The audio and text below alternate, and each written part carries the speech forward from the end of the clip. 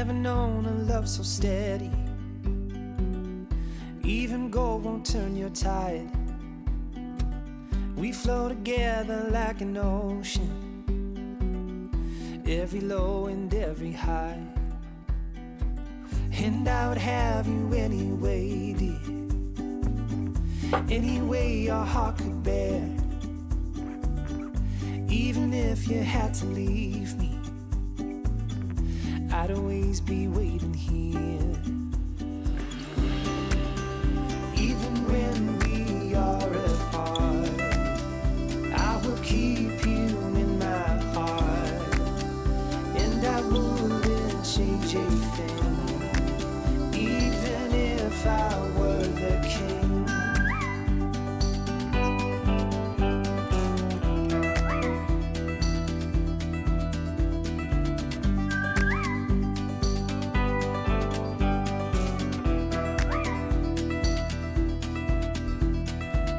I've never known a brighter sunset, but every day I see it rise. I never thought it could be better until I saw it in your eyes. Even when we are apart, I will keep you in my heart. I will hold the world at bay just to see you smile again. And when time begins to Check, fade, check, check. Check, check, check, mic. Check, check, mic. Can you hear me up there, YouTube? Can you hear me? Check, check, mic, mic, mic. Check, check. Even if I were the king.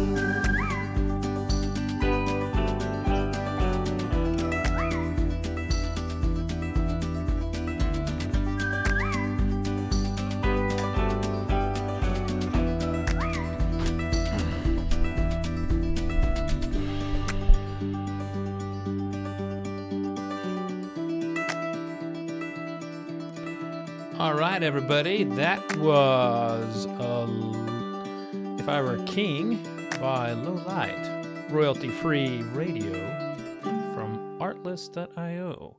Now, for the one that you cannot wait to hear, Can't Stop, Won't Stop by Ian Post. I'm gonna take you on a ride. We're gonna burn through the night. Why you're so salty? I'll still take a bite. Okay, we can take my Lambo. I'll put on a tight show. You sure you can handle? We be faster than Django. I'm gonna take you on a ride. We're gonna burn through the night. Why you're so salty? Yeah, Ben Secro, we don't have Rare Breed in here because I had to split this tasting up. I'll tell you more about that in a bit. You sure you can handle? But We be faster than it Django. was I can't stop, won't stop. I can't stop, won't stop. I can't stop, won't stop. Can't stop. Can't Roy says he stop, won't wants my stop. bourbon buying budget. Can't stop, won't stop. Can't stop, won't stop. Can't stop. Well, miss utility bill this month, maybe?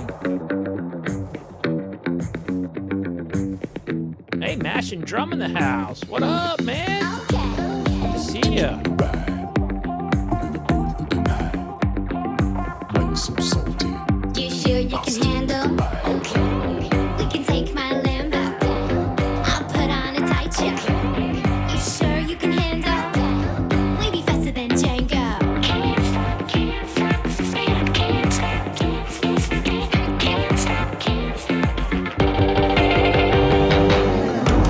Can't stop, won't stop. I can't stop, won't stop.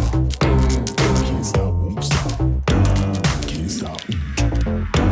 Can't stop, won't stop. Can't stop, won't stop. Can't stop, won't stop. Can't stop. Can't stop.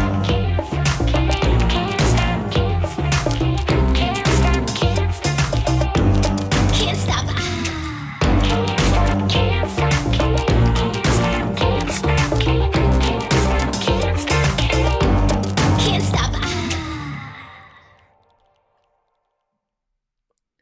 And a quick little video. It's Tuesday morning at 9:35, and I'm in the parking lot of Party Center Wine, Spirits, and Beer in Prospect, Kentucky. And what I'm doing is I'm going to local liquor stores and I'm buying products within a particular price range. Now this price range is $41 to $60. And this is one of the better retailers in town that tends to be very well stocked. My father-in-law's been shopping here for 30 years and developed the kind of relationship with a retailer that, you know, you're supposed to when you want to get the good stuff. And so this is family owned. They've been around for a while. I'm in my car, just in a parking lot. Let's go take a look and see what we're about to get. Now, if it's not in the liquor store, I'm not buying it. I'm not going to other stores. It has to be in this store today, right now, at this price point. Otherwise, not going to be in the tasting. So let's go see.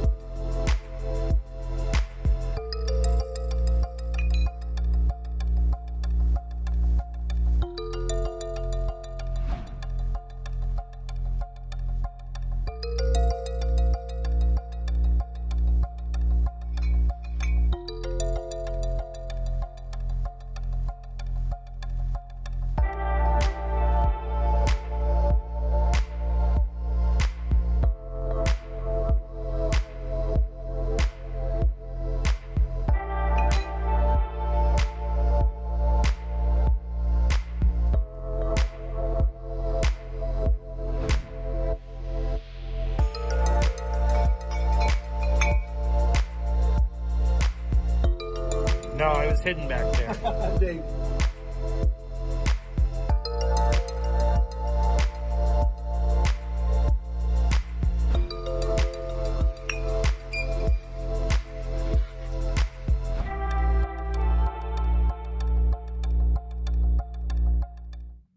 So there you have it. That was me shopping at the Party Center in Prospect, and a big shout out to Jamie for helping me carry this stuff out to my car. He has owned this liquor store. It's been in his family for a long time.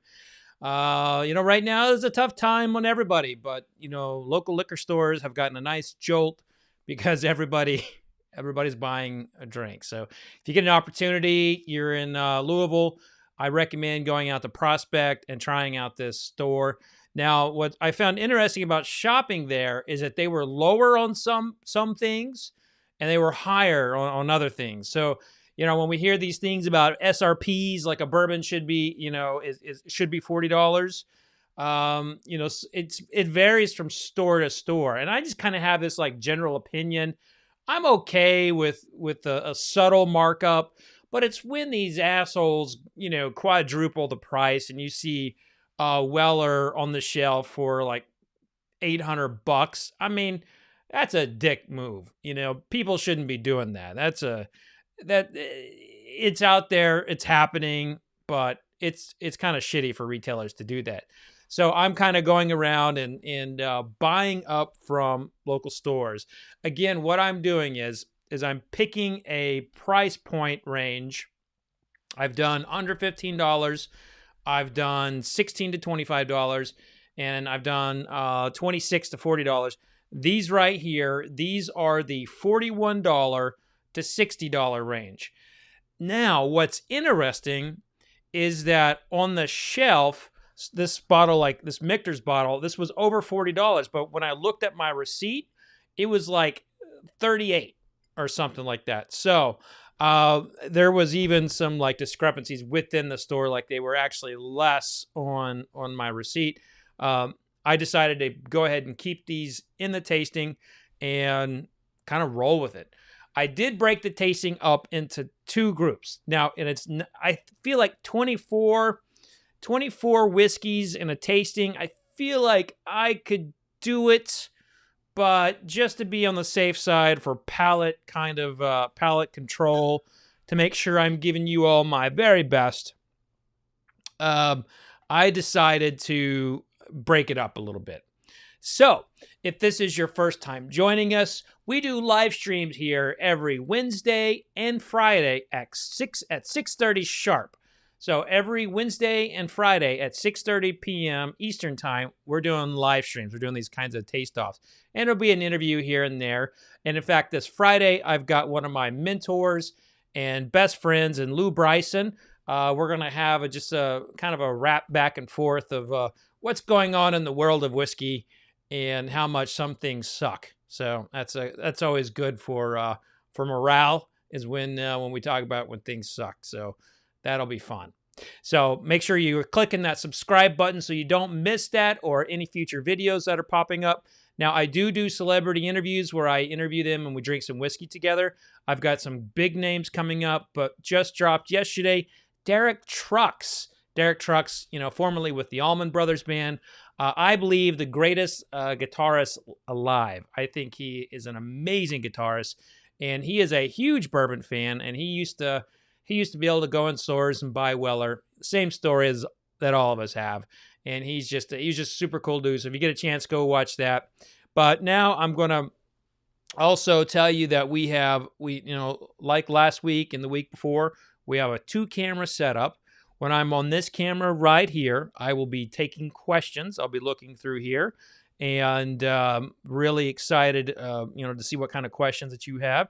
Looks like Roland says, I'm going to go with a dark horse and say Wilderness Trail. So it sounds like people are guessing what's going to be the winner tonight. Now, if you know my palate and you know my family, you're gonna know that there is probably one that's going to jump out. Is a pretty clear favorite out of this flight, and that is the Old Forester 1920. But with that said, it's a little. I'm going to try to be very, very, focused and not pick things that I necessarily like. So I'm going to be doing it based on. I'm going to be picking these on like how they're hitting the palate, their aromatic properties, how they finish, how long they stay on the palate. So those are kind of the things that I'm looking for. Now, someone asked me in the chat if I see Angel's Envy in here. It's at this point where I'll go ahead and kind of give you that next level of like what I am doing. All of these are bourbons. Angel's Envy is a bourbon finish product. So it is not a bourbon as these are bourbon. So Angel's Envy, in my opinion, is in its own special category. And I will do a barrel finish taste off at some point. I have in the past. You can find those in the library.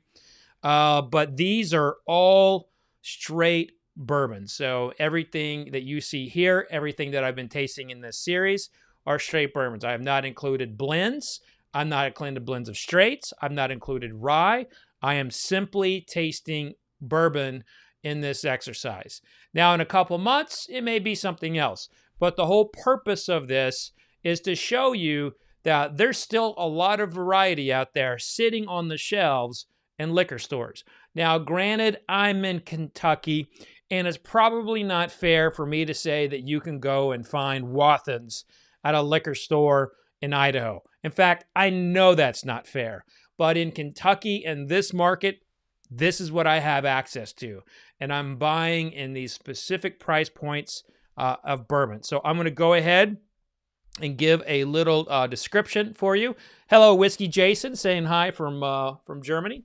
This is Michter's. Michter's is going to be, a formidable foe. It's always a good taster. You got Willett Pot Still. A lot of people love this one. A lot of people also hate it. So it's one of those where it's a love-hate kind of bourbon. I've kind of always fallen right in the right on the middle toward really liking it. So we'll see how that one does in blind competition. MB Roland. This is, folks, this is one to keep your eye on, because I've tasted some stuff out of the MB Roland barrels that will knock your socks off. It's just like butter. And then I've tasted some that I'm like, I don't know. But there's always like a really like oily mouthfeel to it. And that's because there's basically no filtration ever happening to these things right here. Wilderness Trail. Now this is their bottled and bond right off the shelf. This is the black label, also non-shell filtered. The single barrel Four Roses. Now Four Roses yellow label came in second to last in my under $15 category. Not under 15. It was the $16 to $25 came in second to last. So Four Roses has had a stinker in tastings of late. Wathen's, incredible brand, great, history behind it. But this is Charles Medley is in the Bourbon Hall of Fame, and he has, I believe, a really underrated palate. He's putting that product together. Boone County. This is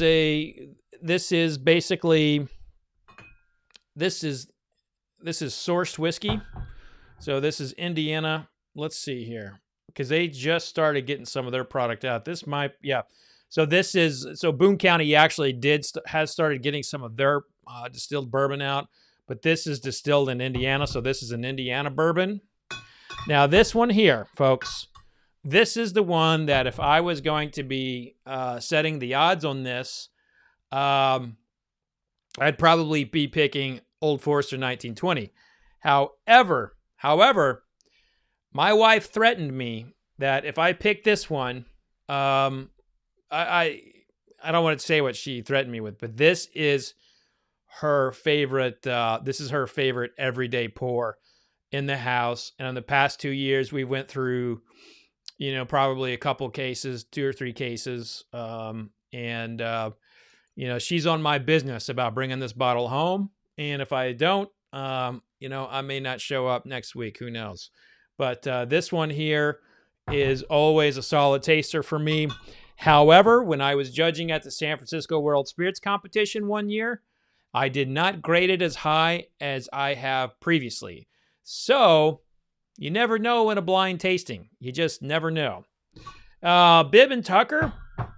This is a 6-year-old. This is batch 21. And this is one of those where this is distilled in Tennessee. So, this is basically Dickel.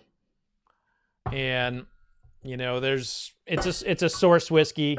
And of everything that's up here, that's the brand that I get least excited about when I see it in stores. I'm like, people like it, and that's fine. It's just a lot of things that I don't like about the package, the bottle. Like I hate bottles that I can't see through. If I can't see through a bottle, I'm like, what are you trying to hide? So I absolutely loathe the packaging on Bib and Tucker. And but here's the thing. I'm not judging the packaging tonight. I'm judging the whiskey. So, and this is a kind of the case of like, this is why you taste blind, is so you pull out any kind of bias. If I poured that straight from the bottle and tasted it, my mind would probably be racing with bias because I hate the bottle so much. So, and also I have issues. So, take my word for what it is, but I've got issues. This is the Old Forrester Bottled and Bond, 1897. This is Belle Meade. This is a Charles Nelson's bourbon. This is going to be an Indiana bourbon that they also have their own whiskey now. They got a Tennessee whiskey that they make. And here's another one that I would say would be a dark horse. This whiskey, Woodinville, coming out of Washington, fared really, really well in my Pappy versus the Field series. In fact, it almost beat Pappy.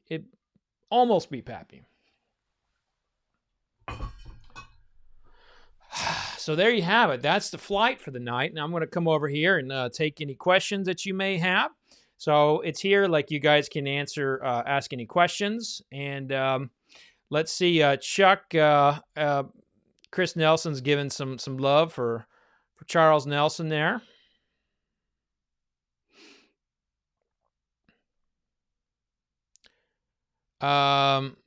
Daniel Woody says he loves 1920, but it's unfair to put in 1920 at a significantly higher proof. Yeah, that's a good point. That's a good point. At Home Dad says I'm about to pick the Bib and Tucker. Wouldn't that be ironic? You know, here, as much as I hate him, kind of like I did with the Old Crow one. Justin Cruz says, "Happy wife, happy life," or so they say. That's true. And I like being on the good side of the love of my life. So, you know, let's try to keep it that way. Okay, so everybody, I guess I'm going to go ahead and jump right into it. How I do it is I've got an assistant who pours these for me. I got them in little sample bottles here. And so I don't know what these are. The results are behind me in an envelope.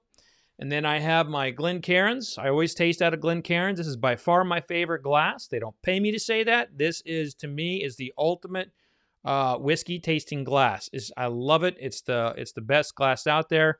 I've got some videos that I've done in the past explaining why. But basically, you know, it doesn't hide flaws. It hits the palate just the right way. And you can really work the whiskey around your nose. So I've got them all lettered right here, A through L. So let's go ahead and start with glass A.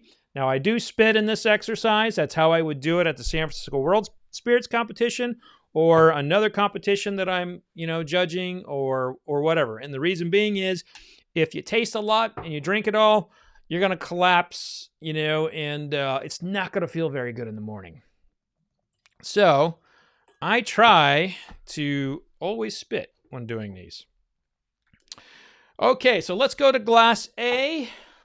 Oh, I forgot to mention too, I've got my palate cleansers. I've got my raw almonds. That bitterness really kind of helps shape that palate up. I've got my Munster cheese. The Munster cheese fattens it up. If there's something there that's pounded my palate, it'll fatten it up. And then I've got these crackers, these little crisps that I use that kind of act as like a, you know, palate check to make sure everything's okay. And, and then I've got my soda water or carbonated mineral water that basically comes in and flushes out the palate. Which, speaking of which, I'm just thirsty. I'm gonna have a sip. I have a question. Any sports scientists out there, or anybody who just has a general knowledge of hydration science. When I drink carbonated mineral water, I feel like dehydrated afterward. You know, it's like, well, it's really good on my palate. I feel like it does not hydrate me. Is that a scientific fact? Maybe I should Google that. But anyway, that's what I drink. Okay, folks, we're going to start with glass A in the $41 to $60 range. Okay, you know, we've had some doozies in this exercise.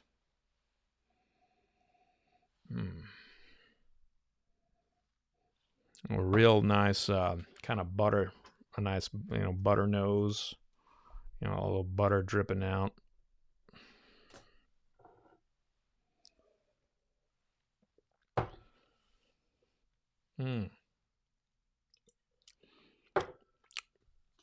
Oh, butter. Toffee. Hazelnut. And fig. Good Lord. Just a hint. You know, there's a distinct note in a fried plantain where you have that little bit of it's not necessarily dough, but it feels on your palate like dough. That little kind of like a briny fried plantain note. So it's got that in there. Fuck, I want a fried plantain now. Ooh. A was definitely impressive. Could it be a contender? I don't know. I have a feeling there's just going to be a lot of really good bourbons in this mix. You know, I don't think I'm going to taste anything that's bad. Whereas in previous weeks, I knew going in that I was going to have a shelf turd, you know. And right now, A's starting it off right. Glass B.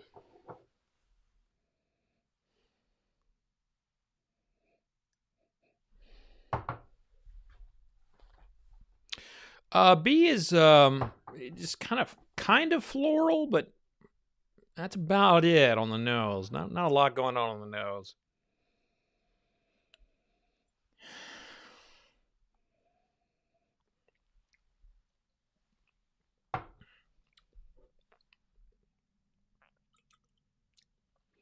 There's some floral. There's some spice.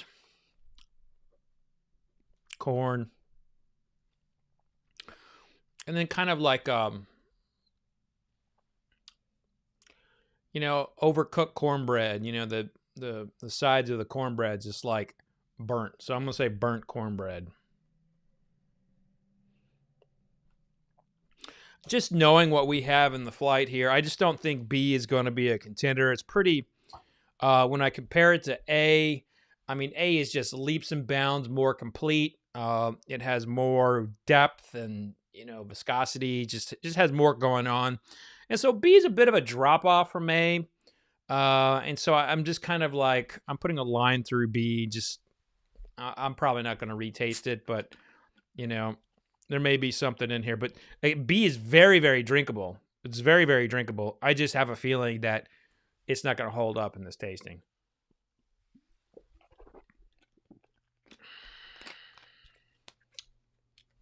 And again, I bought these all at a liquor store. I spent way too much money recently, but that's, you know, fortunately, drinking bourbon for a living is what I do. So I also like to share it with my friends. So I've got good friends that'll be getting some of these bottles. Class C.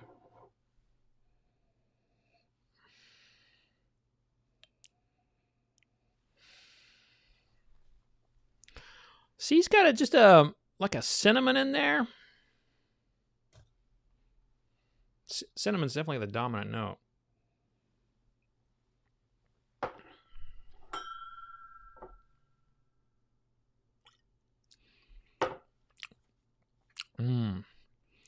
Cinnamon roll. I'm talking about a big old doughy cinnamon roll. You got that vanilla icing on there. I mean, you just like, you just imagine like beautiful, like I'm imagining the most beautiful, best cinnamon roll you've ever had in your life, and it's like C in a glass. You know, walnuts. So the C is definitely going to be one that I think is going to go on. Let's go to D. Uh-oh.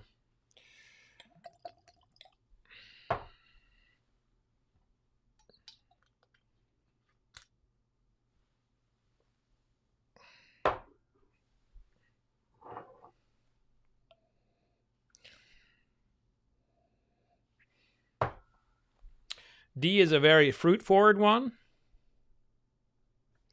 I'm thinking dried apricot in particular.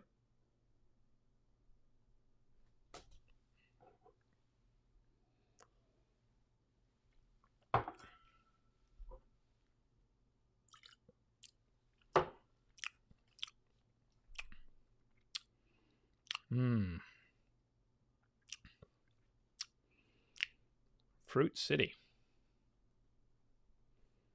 Just a touch of molasses.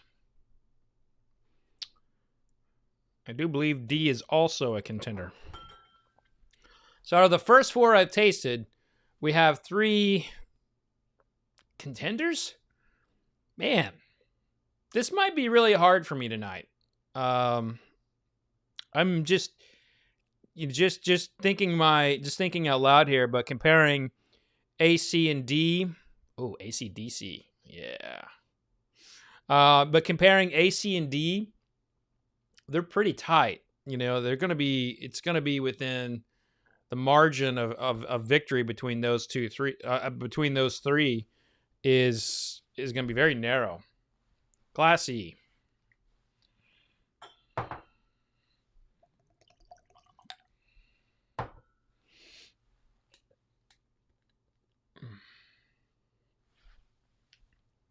There's somebody smoking like outside my office. I don't know if they know that I can smell them. It's not coming through the door or anything, but I can just smell them. So E.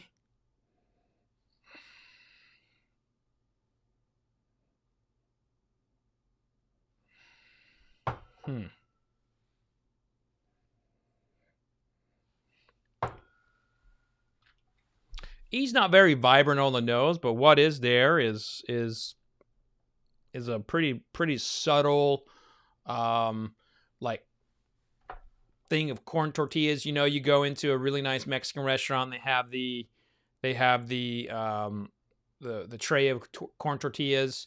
You pop it out and you smell that. It's a very different smell than, say, cornbread. It's like it's a steam kind of tortilla smell. So it's like a corn tortilla that popping right out of that steam's coming off. Yeah, I dig that.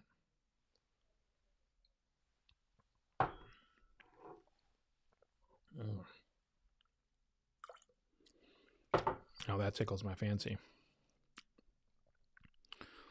Cornbread, brown sugar butter.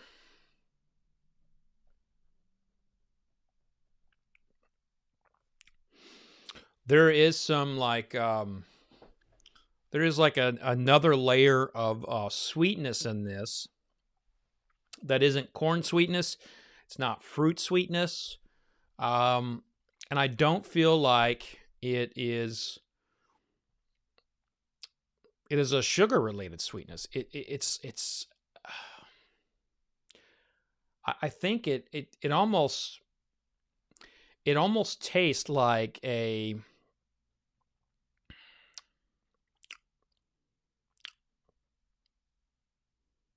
yeah, I guess it is like a sugar sweetness, but it's those, it's not sugar. I'm just going to be like, it's one of the sugar alternatives.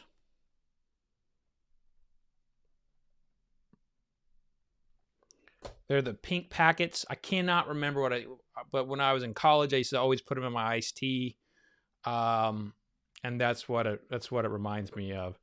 And that is a very pleasant note. And again, if you followed me for a while, you've heard me talk about how to train your palate, how to get yourself in a place to taste. And my taste is my taste. And I don't believe that, me telling you what to taste will ever teach you how to taste. I believe in training your palate. And the way that you can train your palate is to basically, have access to the memory bank of the things you've tasted and be able to pick them up in a glass. And so when I say those little pink packets that I used to put in my iced tea, I can't think of what they are, but I can taste it. And pink packet. So,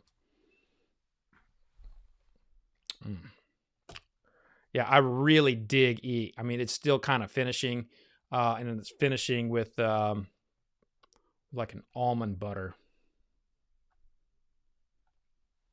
He's very almost reminds me of an Armagnac with how it finishes. Let's go to glass F. Palate's feeling really good, by the way. There's not been anything in these whiskeys that's offended my palate. I haven't felt the need to really rinse or eat some cheese to make sure the palate is in tip-top shape. It feels really good all these whiskeys have basically come on the palate and, done their business and then moved on. So Glass F.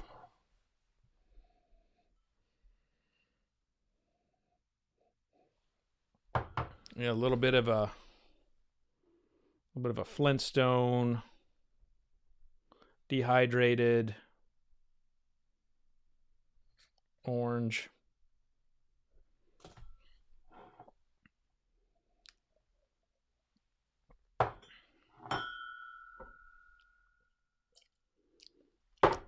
Ugh. Well, that one is not up to par. Sure enough, as soon as I say something's not been offensive to my palate, I put Glass F in my mouth, and it's fucking offensive.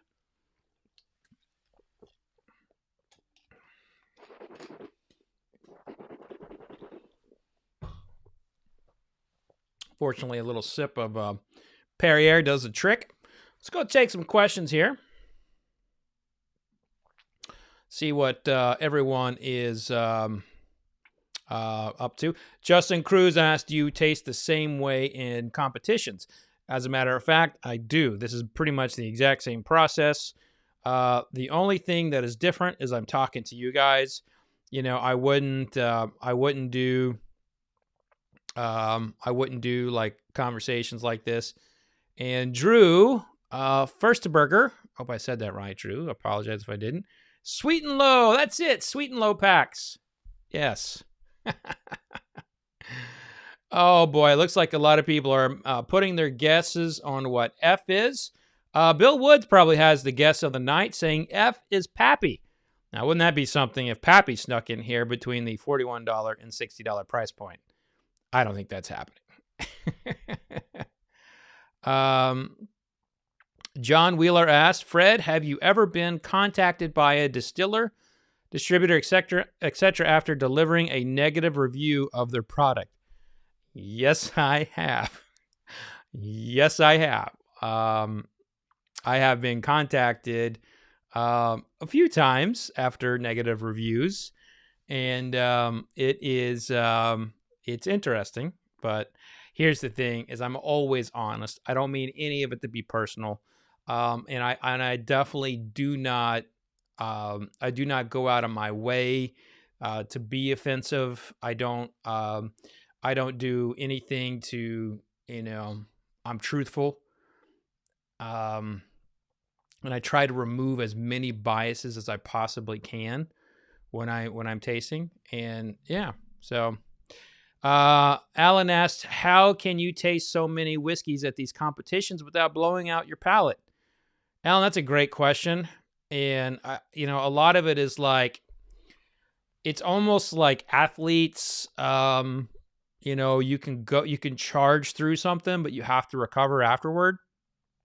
And the competitions, man, you come out of them and sometimes, your palate's pretty raw, for a bit. I mean, it's true. I mean, I'm not saying anything that's, I don't think is public knowledge, but if you taste between 300 and 1,000 spirits in a weekend or 3 to 4 days, you're looking at you're looking at some tough stuff. But the bottom line is you can push through, especially if you are accustomed to sipping spirits for a living like we are. But yeah. Brian says, I'm a whiskey Olympian. See, Mom, I told you I would grow up to be an Olympic something. We just didn't know it would be whiskey. Thanks for that, Brian. I appreciate that. Jason Day, but you have a particular taste profile and you happen to be very influential. Well, I thank you. That's very kind of you, Jason. I think my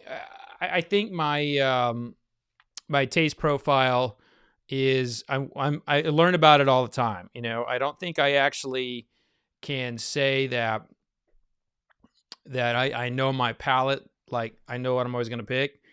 The guy who knew my palate better than I did was Dave Pickerel. Dave Pickerel always knew what I would like and wouldn't like. And yeah, I miss that guy. I miss that guy.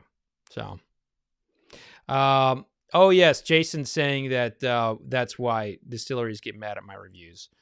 Probably. I mean, I just, but it is what it is. You do your best as a taster. You're always honest, and you try not to you try not to have bias, and that's the best you can do. So, and the minute that you're afraid to give your opinion, or the minute that you feel like you are being influenced because, say, a brand, is a sponsor at a festival you're a part of, the minute you are unable to give a negative review, I think it's time to not be a critic. And that's my opinion anyway. So anyway, here we go. Let's get to Glass G. Let's hope it doesn't follow F in that category of not wanting to drink it, because what I have learned over the year, what I have learned in the last 3 tastings, is somehow the 2 worst bourbons always get poured back to back, and it's like left, right, and it's just been horrible on my palate. So hopefully Glass G is a little bit more toward the nectar of awesome, and less of the fire of hell. Okay, it's off to a good start. Ooh, sweet potato pie coming out of the oven. Oh my God, I haven't had sweet potato pie in I don't know how long. That beautiful sweet potato smell. Crust just right on the side.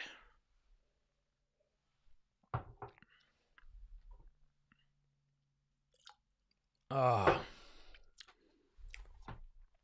sweet mother of G. Oh.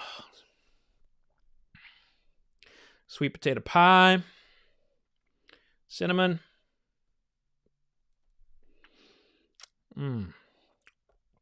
Sorghum molasses. A hint of balsamic. And banana. G is going to be a force to be reckoned with. So, through this tasting, I have effectively eliminated B and F, and everything else is still pretty well in play. Now, I'm going to be rinsing my mouth, not because G was offensive, because it was so good, I don't want it on the palate for Glass H. By the way, it is really hot in here. I think my AC went out. And by the way, that can have a huge impact on how you taste and what you like. So now that I can feel the sweat beads on my backside, just kind of beading up, which great visual. Apologize for that. I'm a little warm, and when I'm warm, I taste differently. That's just how everybody is. And in fact, there's so many variables I go into a tasting with, what kind of mood you're in. Did you get in a fight with your spouse? Are you late on something that is constantly in the back of your head? Did you get a good night's sleep? Did you eat an onion that jacked your palate all up? There's all kinds of things that can, impact your tasting. Today, I was feeling pretty good. I was thinking I was going to be, in tip-top shape, palate-wise. And apparently my AC broke. Either that or that, I need to tone that light down over there. Things kicking out like a friggin' sun. Glass H.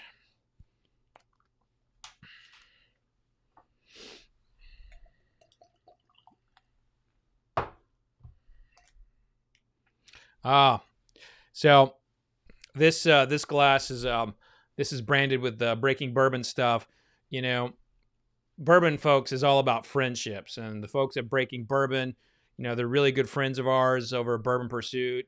I admire them. I think they're great guys. So if you ever get a chance, go check out their stuff. Speaking of good friends in whiskey, my good friend Matt Raywalt he's got a live stream at 8:00. So go check that out. Wrestling with Whiskey. Just a cool dude. As a former WWE wrestler. He's hung out with me. He's been to my house. He's wrestled with my kids. So, if you get a chance, go check him out and support him. I actually like what he's doing, and I think he's got a good palate. So,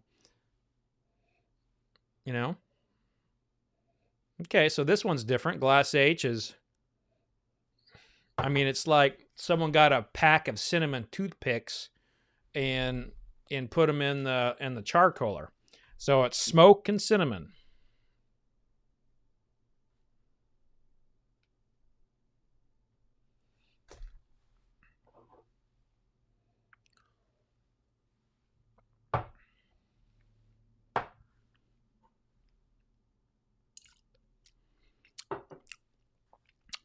Smoke, cinnamon, peanut butter.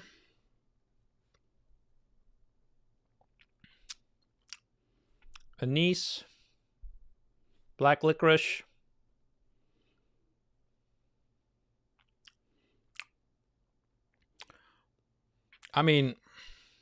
That's really interesting.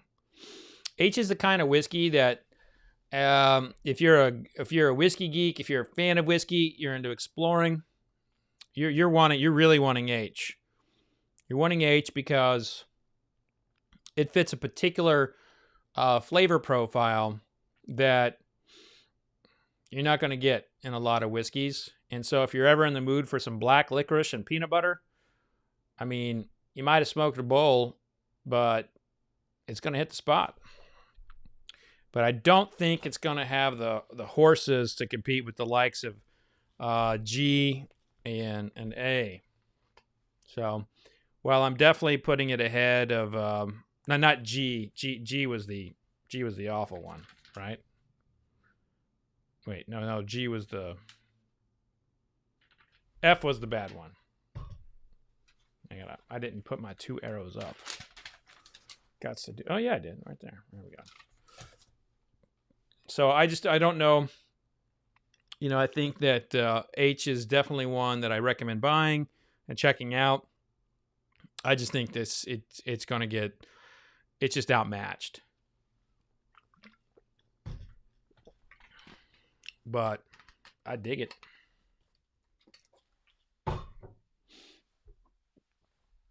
Glass I.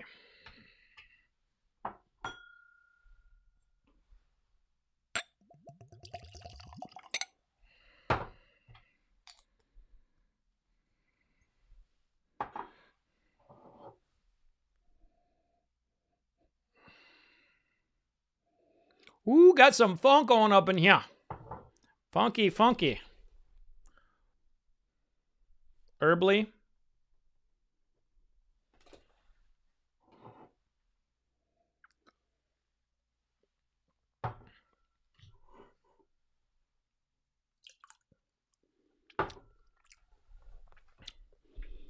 Pretty tannic. By tannic, I mean oaky. There's a hint of chocolate. A pecan. And like a bitterness from, say, you bite into the pecan and there's a little bit of that inside of the shell stuck on the pecan. So it's like the bitterness of a pecan shell. So you got the actual nut of the pecan and then like the bitterness of the pecan. And by the way, it is pecan and not pecan. It is pecan.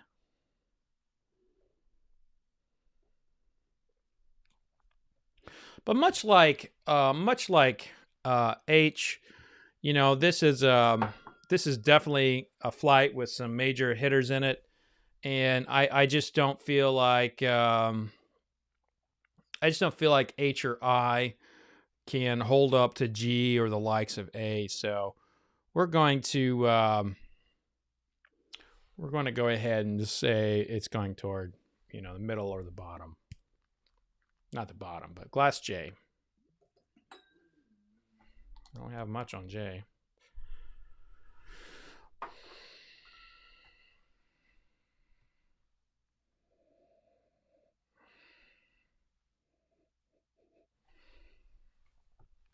Jay's pretty fruit forward.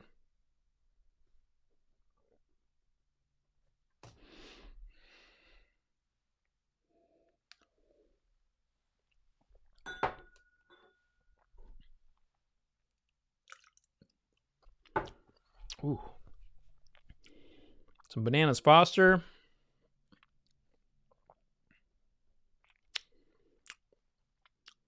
A butterscotch pudding.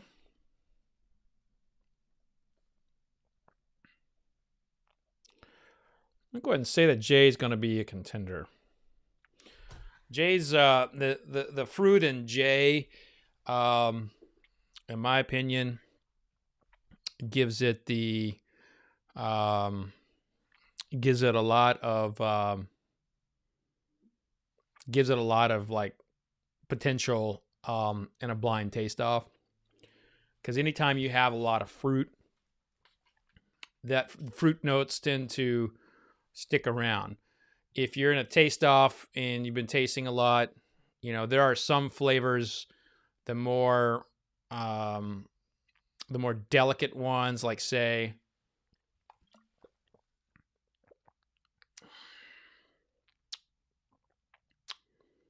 like a delicate note of marzipan, you know, those don't tend to all, you know, stand out after you've had a shit ton to drink.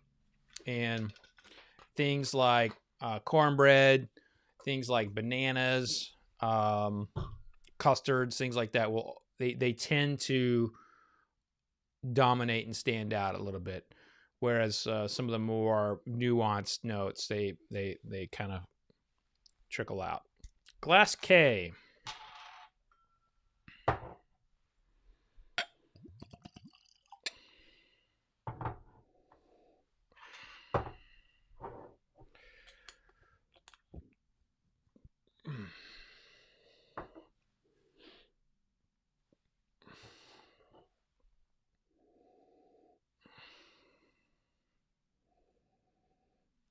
So K,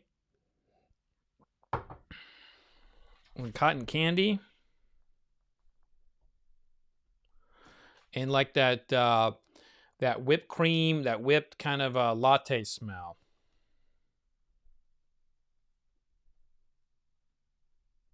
Let's see what it tastes like.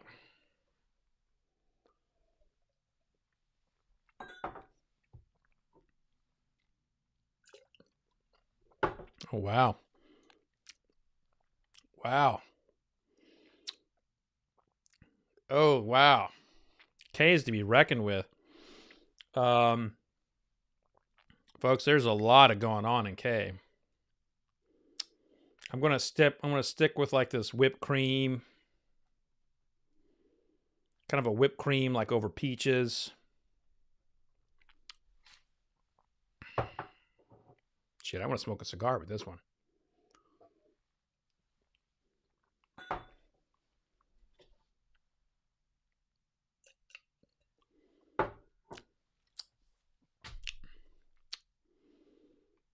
Wow. Caramel chew.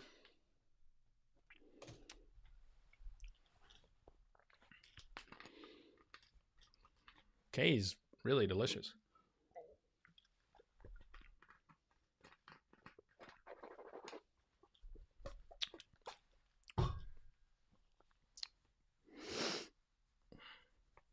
One glass left. One glass left.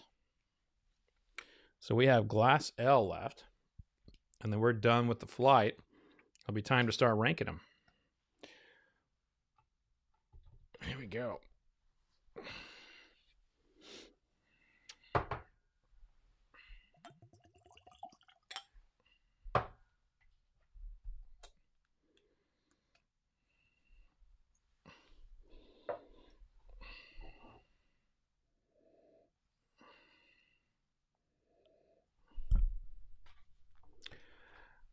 Glass L's got a prominent wood note, but it's not like it's an over oak note. It's not a like a tree stump or anything like that. It's just like a subtle. It's there kind of wood, and that's the dominant note. on there. There's a little bit of sweetness underneath there, but I would say that wood's definitely so prominent.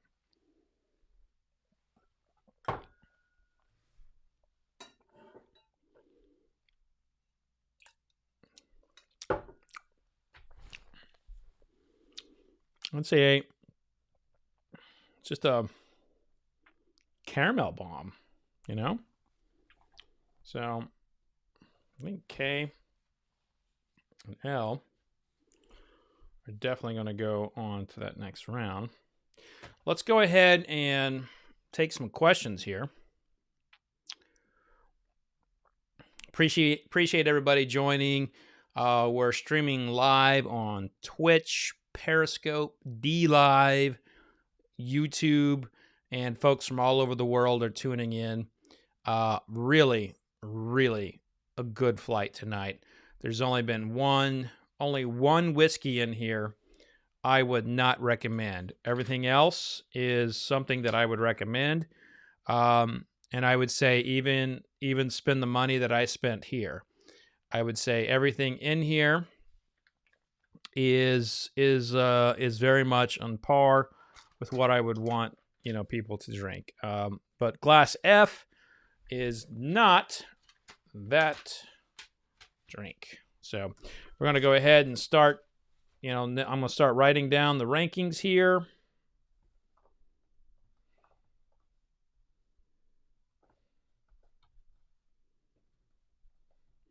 So Glass F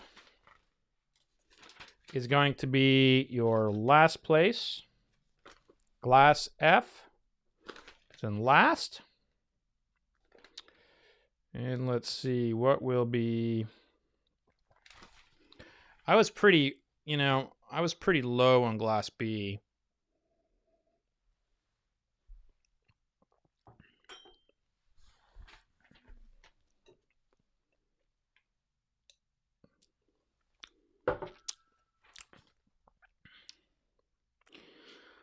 Glass B, this burnt,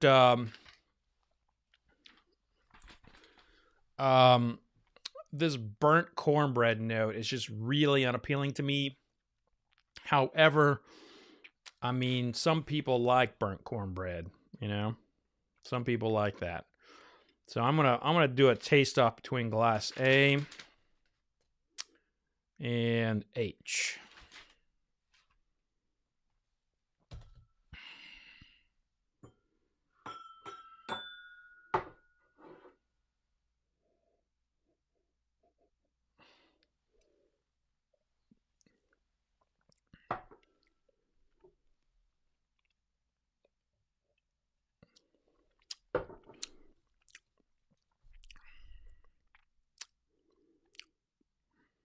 That's a hard one.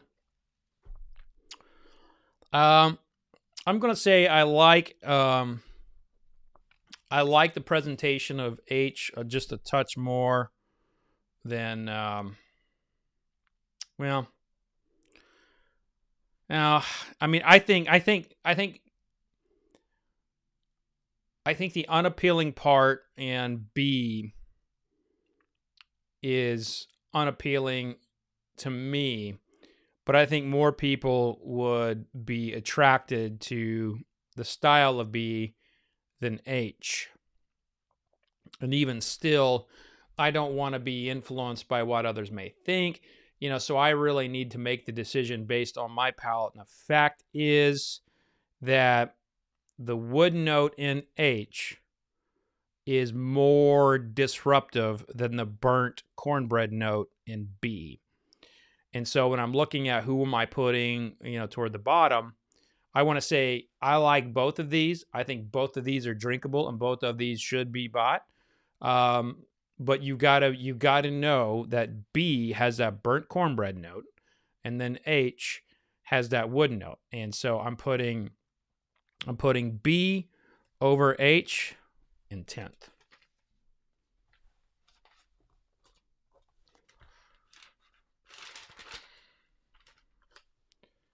And yeah, we got basically a big old fashioned taste off here with everybody else. So I Get rid of A. H. And F. Just double confirm that. Nope. Wrong one. Not A. Keep A.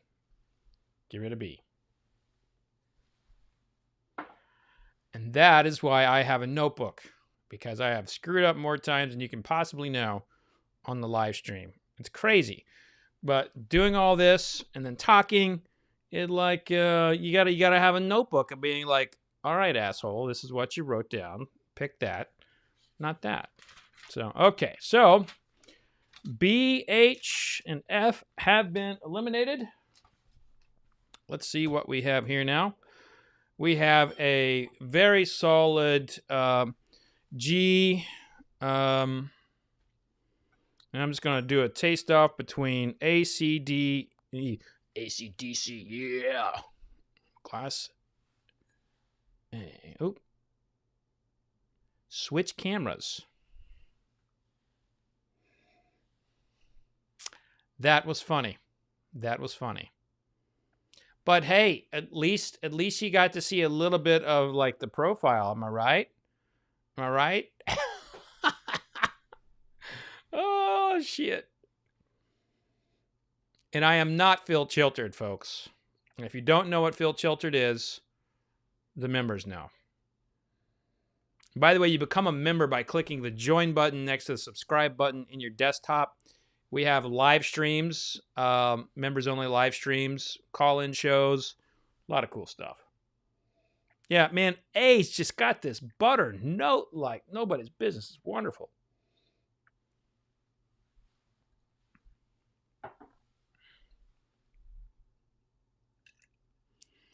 Yeah, A's friggin' good.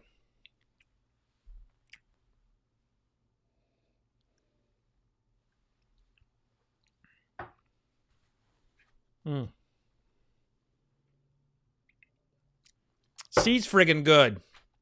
Damn, this is gonna be hard. It's basically, if I'm comparing A to C, A's a big old beautiful buttery, just delicious bourbon, and C's the cinnamon roll of your dreams. So are you in the mood to be lathered in butter, or do you want a big old fat juicy cinnamon roll that it's going to go straight to your hips? You know, I mean, it's a hard decision. Glass D.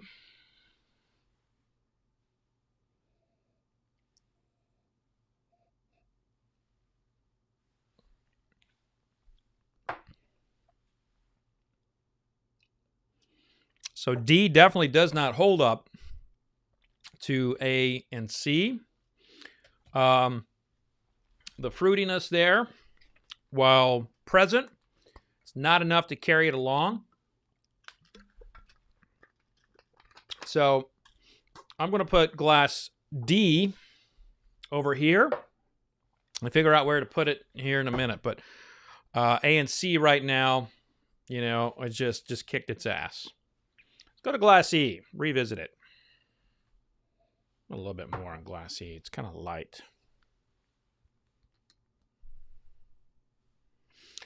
Doug Pendleton says that bourbon does not go to your hips. I don't know about that, Doug. You're a skinny guy. See, I look at something, and the weight goes straight to my hips, or the rotundness around, you know, this rotund like feature of a belly. You know, I go to the state fair and I look at somebody eating a funnel cake, and I gain 10 pounds. You know, you skinny guys, I'm not mad at you, but you don't know. Okay, so let's see. And again, what I'm doing here is I'm basically calling those, you know, taking them down to like, you know, seeing who's going through that next layer, that, you know, 8th through like 5th.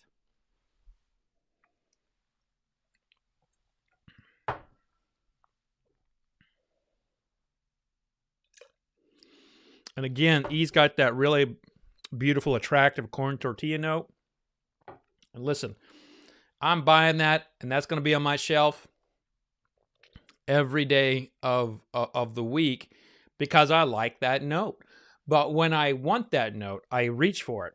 But this kind of tasting, you got to have more than that one money note. You need to have several notes. You need to be really, really vibrant. So I'm setting E off to the side, and we'll figure that one out. Now, listen, we all know how I feel about G.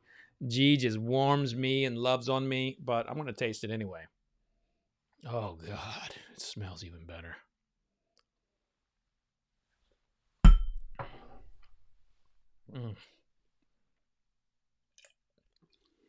Son of a bitch. Oh. Oh. Oh, gee.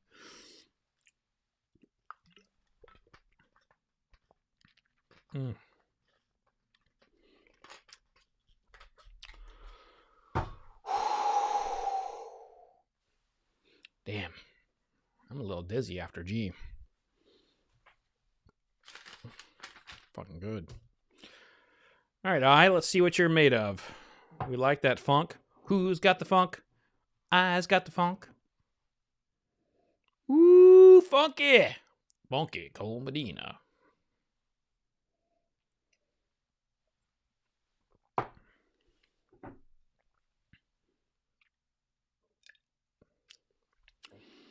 Man, I's just funky. I's funky, and it's got this like chocolate in there with this pecan bitterness. I mean, I love I. I love I.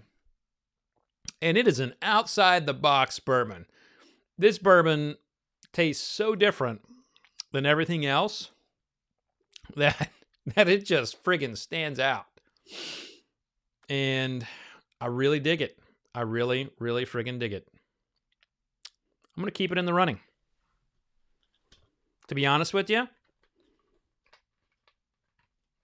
I think it's got like this like growing factor on me.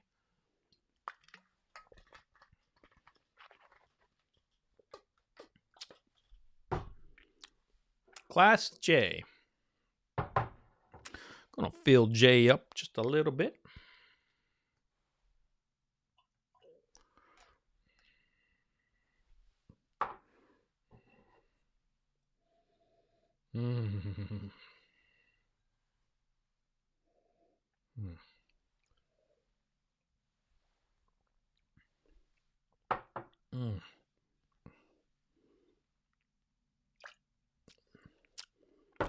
Damn.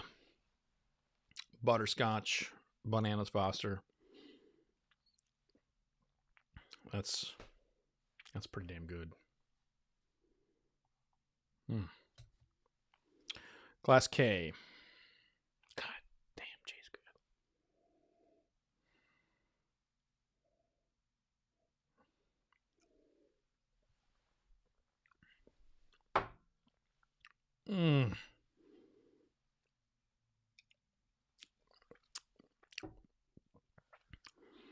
K is excellent.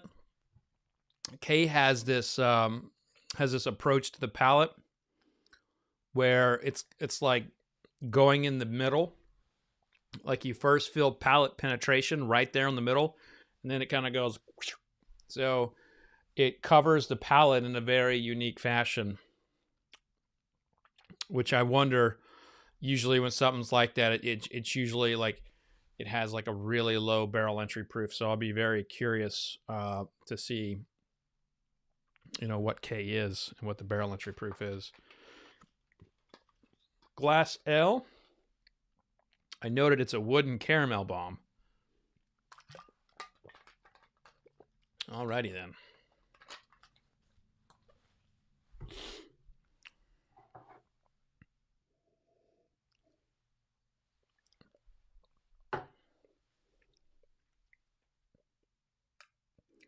Yeah, I'm going to go ahead and eliminate L.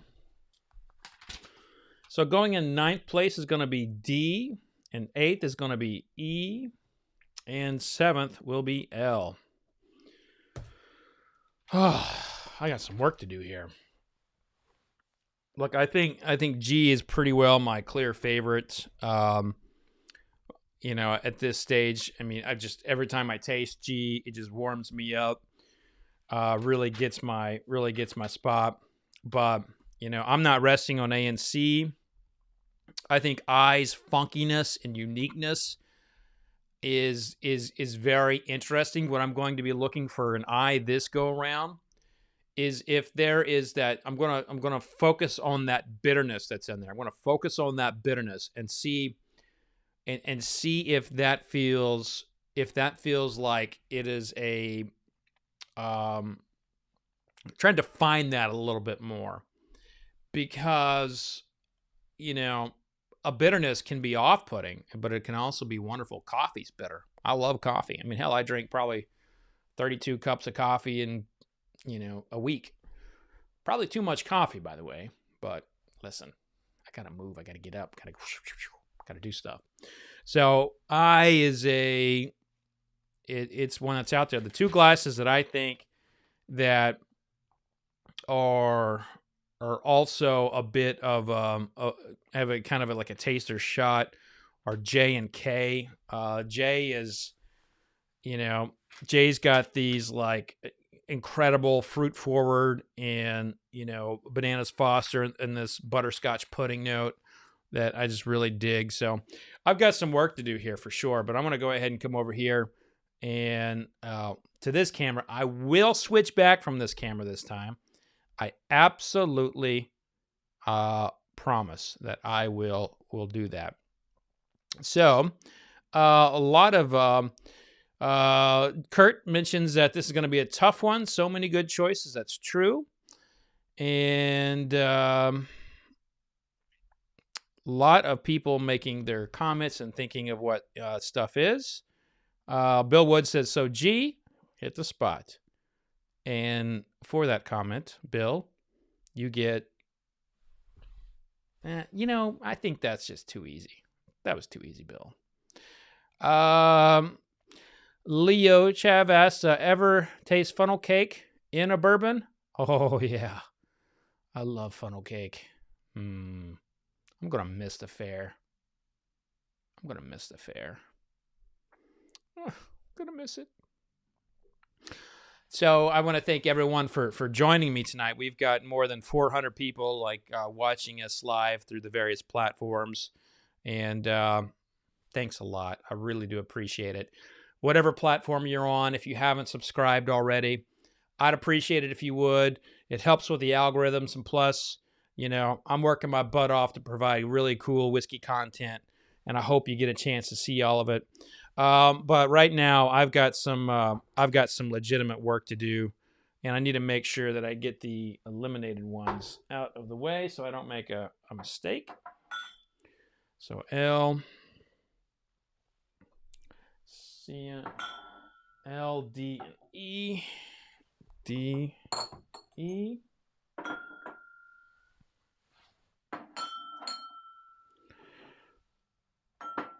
Okay. So we have a 6 glass. We have a 6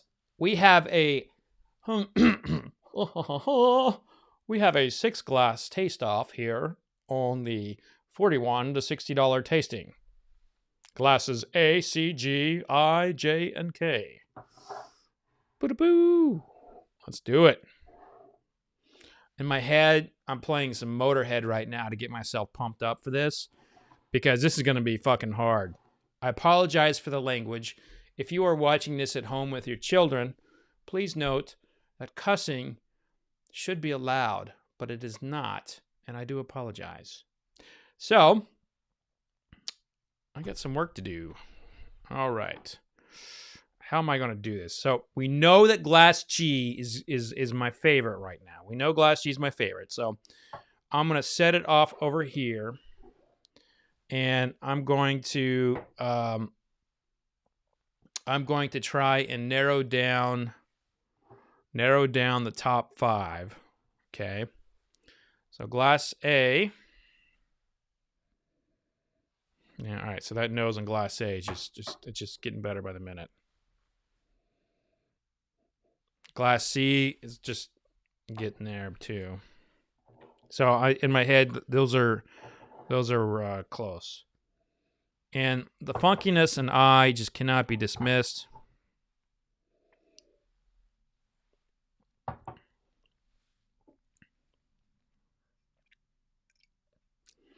I got to move forward, Jay. Jay's just right. I just poured the last bit of Jay, so I need to be mindful of that.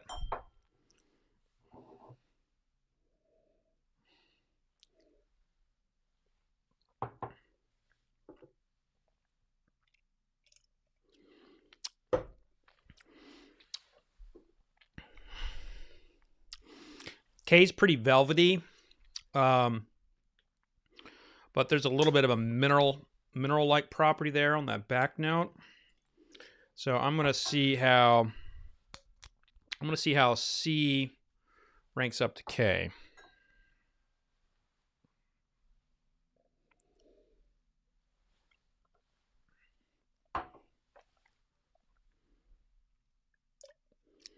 All right, I'm picking K over C. Question is, am I picking I over C?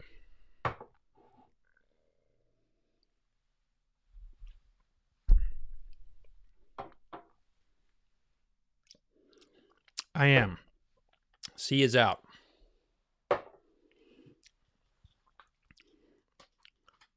I'm falling more and more in love with I by the minute.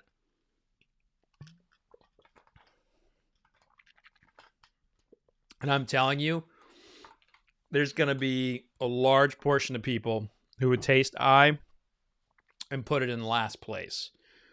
But I like funkiness. I love Jamaican rums. And I's got the funk.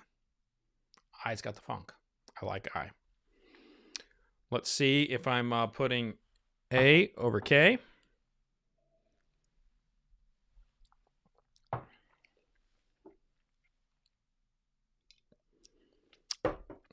A is eliminated. So I'm putting in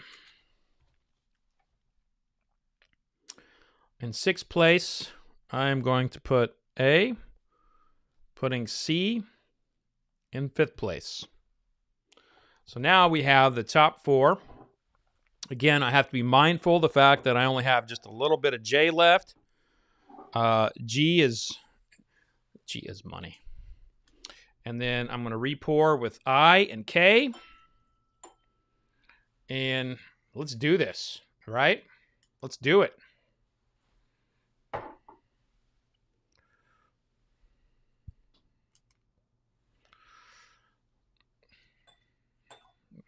Just imagining Lemmy play right now. Motorhead just streaming in my head, you know, and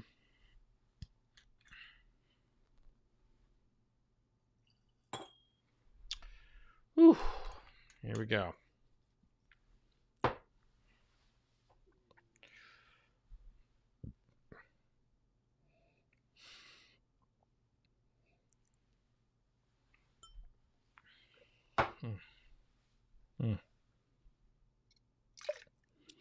I'm just going to call it. G is my winner by a landslide. Now we're basically figuring out fourth, third, and second.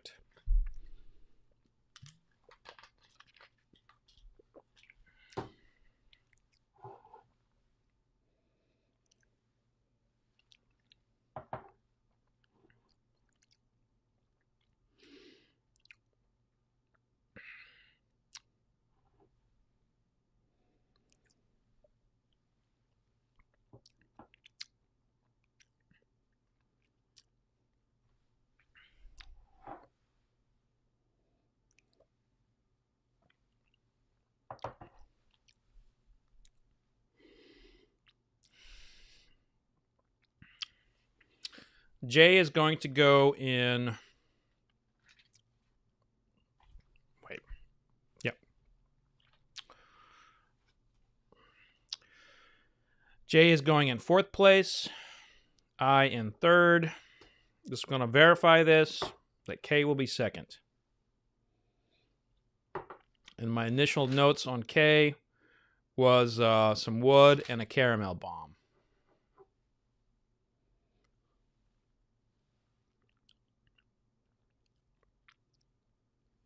Yep, stand by that. K is 2nd place.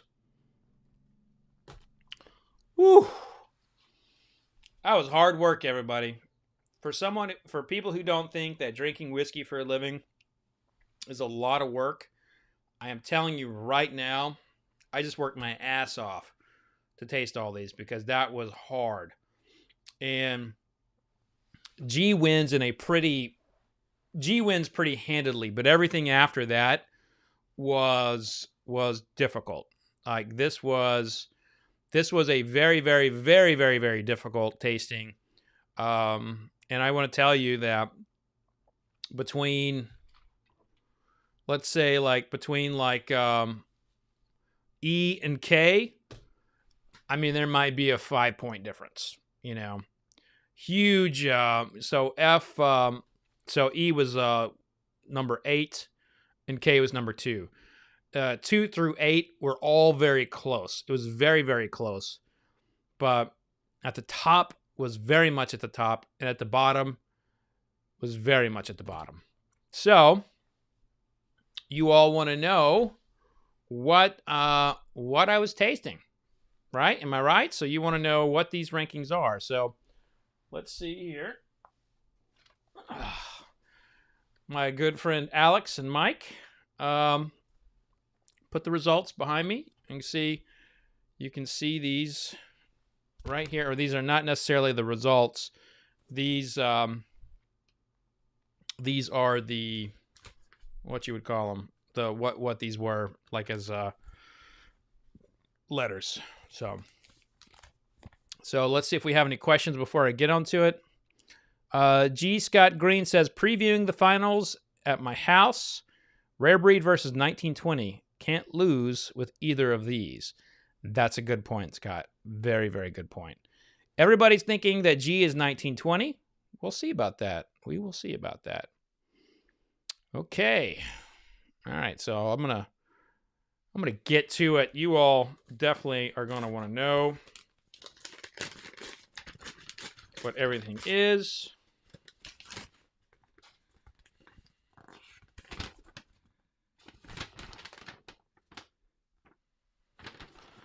So coming in at last place, Glass F, the one that I did not like, was Bib and Tucker.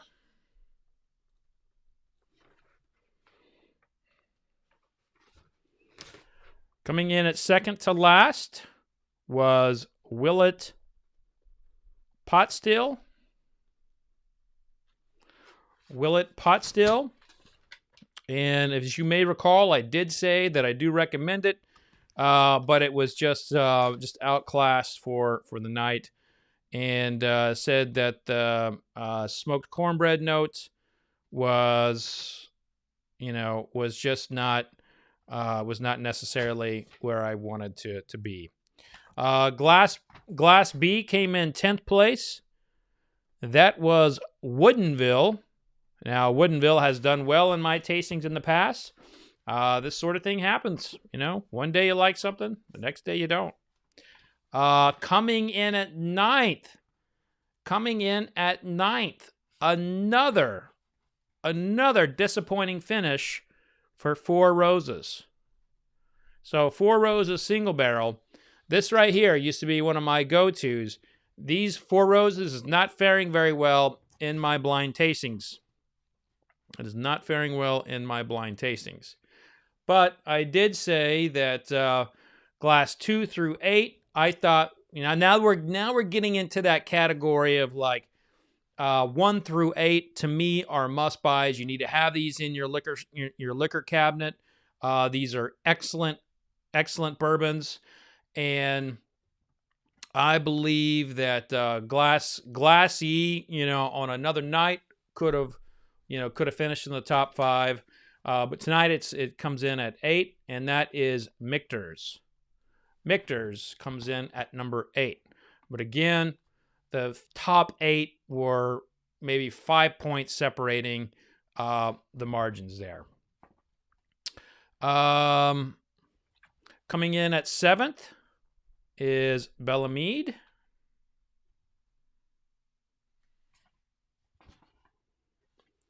Coming in at 6th, Boone County. Okay, so we still have some, so still in play. We have,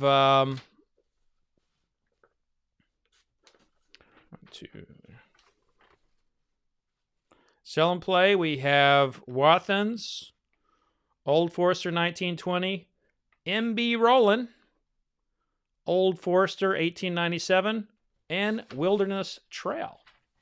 So what I'm going to do, I'm going to pull the computer up. I'm going to type these out for you so you can have that top 5 right there handy.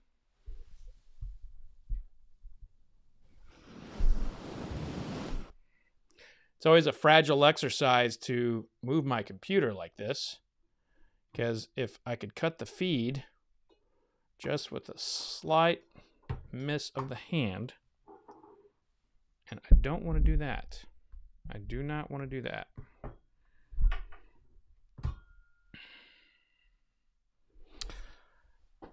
Okay, so I'm going to type these out. Number 5.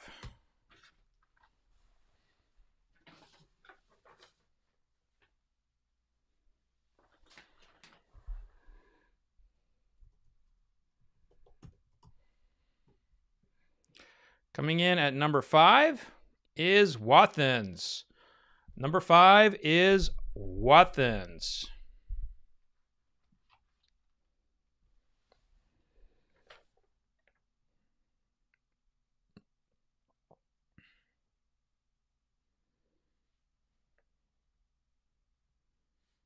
Number 4 was J.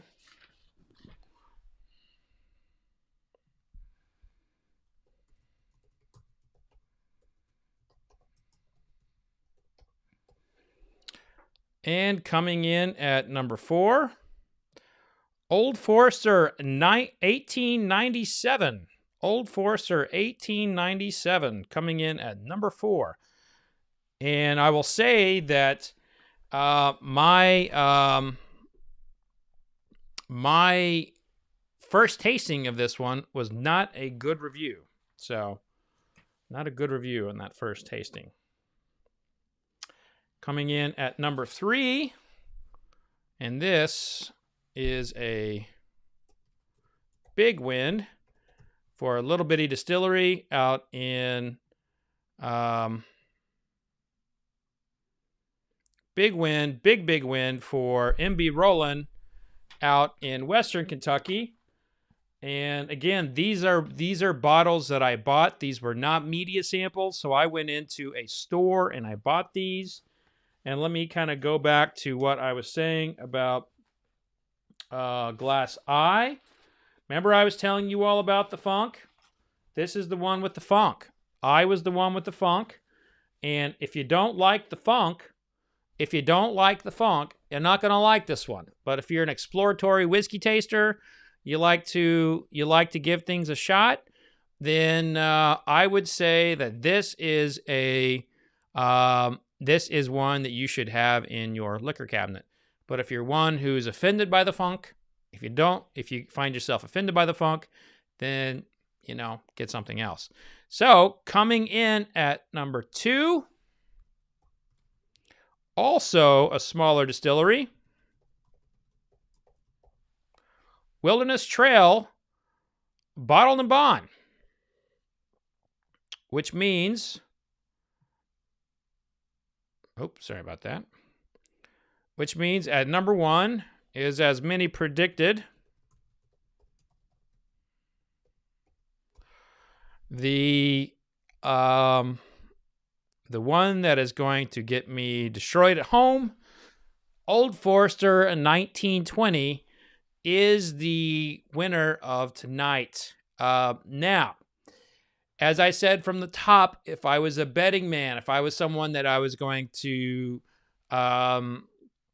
if I was going to like handicap this flight, I did say that Old Forester 1920 would be one that I would probably put my money on, because it is something that we buy regularly, we love, and when I tasted Glass G, it just kind of like really, it really hit that spot for me. It was delicious.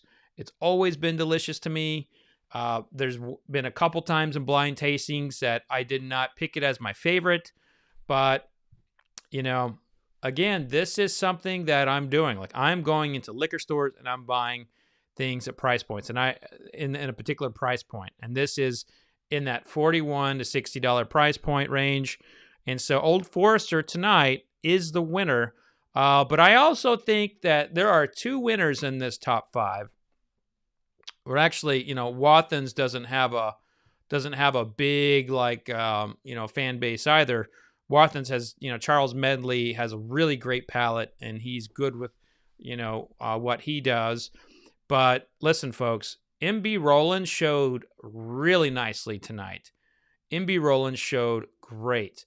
And I just, Paul Tomaszewski is a fellow Iraq veteran, and I am just, he's a friend. And I've always told him that, if you ever make bad whiskey, don't be mad if I, say something about it, talk shit on it. And he's like, no, never anything like that. But I was really happy to see that. And, a lot of people may be like, well, obviously you knew it. No, I didn't know. When I'm doing these tastings, I am not focusing on what the products are, because if you try to focus on what the products are, you're not focusing what's in the glass. And by focusing on what is like, oh, is this Old Forester 1920 or is this MB Roland? Then you are not giving, the glass a chance, and you're trying to stereotype it into what you think it is. So that's why it's always really important to focus on the blind tasting and not trying to figure out what it is. Now, if you want to do a blind tasting where your sole job is to figure out what things are, that's completely different. But right here, what we have tonight is we have two craft distillers finish in the top five in really in a major flight. This is I would put I would say, like, if I did this tasting tomorrow with the top 8, I would say, I would get different results. If I did it in 2 weeks, I'd get different results. The narrowness of victory here is well, not for the number one, but from 2 to 8, just so close, so close. So yeah, that was a heck of a tasting. And let's see if anyone's got any questions here. We're all eyes says, gonna crack open some MB Roland tonight. Originally bought it from Whiskey Vault channel review. Oh, that's great. MB Roland, they have a lot of different whiskeys, and you should give them a shot. Christopher Nelson asked a very good question: is familiarity skewing the results? Listen, I'm one taster.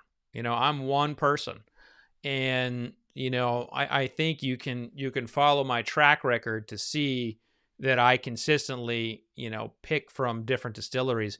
I think the one thing that's really concerning for me with my palate is like I am continually downgrading Four Roses in my tastings. This is the second time in this exercise that Four Roses has finished in the bottom, and Four Roses has been one of those bourbons that I just always go to. So I don't know if it's me, I don't know if it's them, but as someone who drinks bourbon, you're always going to have your go-tos, and is that going to influence you? Well, fortunately for me, my go-tos are pretty much every bourbon. Now my wife's go-tos. Now, if my wife was doing this tasting, it'd be Old Forester 1920 all day long, probably followed by Booker's, And that's a different story. You know, I'm kind of like joshing around a little bit about the bottles and everything. But folks, I have to drink every single bourbon. I have to like make sure that my palate is sound, and I have to make sure that I'm not having bias. So I do as much as I can to remove bias. But listen, as a football fan, I wish we could go back to the I formation and just pound it down, you know, between the guard and tackle, you know, for 25 plays in a game. That's a particular bias for a style of football that I have. And, you know, today's football is marginal at best for what I like to watch.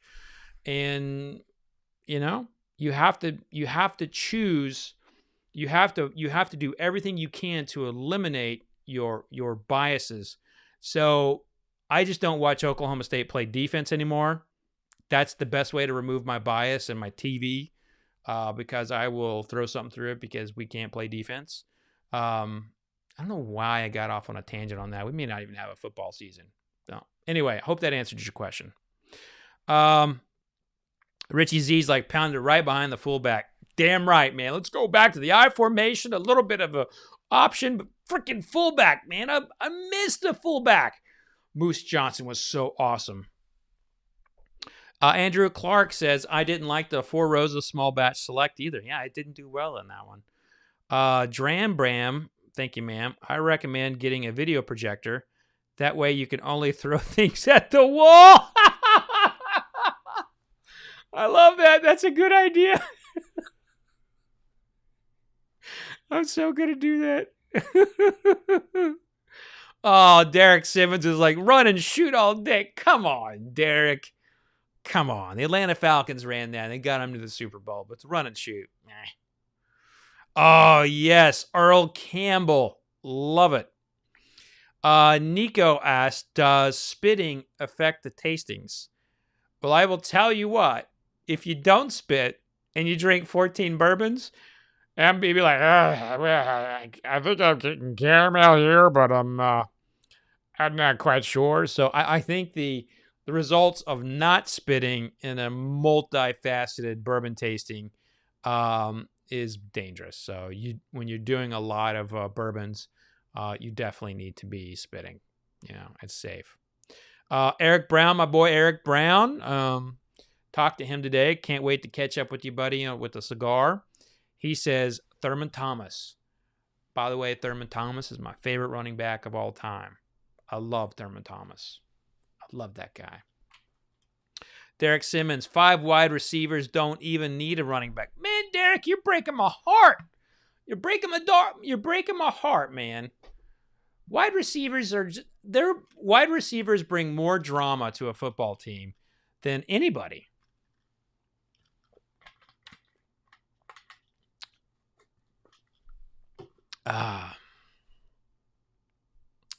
Well, you know, this has been a great tasting.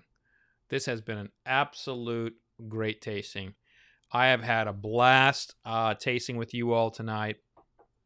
Now, I am after this, I'm going to go over to into the members only. In members only, we are going to have a live stream. I got some boxes back there. I guess I'll open up a couple boxes and see what's in them and taste them. And, you know, just hang out with the membership community for a little bit. It's a lot of fun. Tony Watson says Icky Woods. Icky Woods was great for a couple of years. That Icky Shuffle, best dance in football history. The Icky Shuffle was for real. It was awesome. So I am stoked to go have a little dram with the members. But I want to thank you all for joining and hanging out with me tonight and working with me as we got through this taste off. And I think that what we're seeing here is we're seeing that there's a lot of availability. There's a lot of bourbons that you can buy. Now, round 2 of this will happen most likely next Wednesday. Next Wednesday will most likely be my round 2 of this range of bourbons. This Friday, I'm going to have one of my mentors and good friends, Lou Bryson, on for a live stream where we're going to talk about whiskey. So make sure you click the subscribe button and, come join us on Friday. It's going to be a great, great time. Lou Bryson's got his own YouTube channel right now, so make sure you're checking that out as well.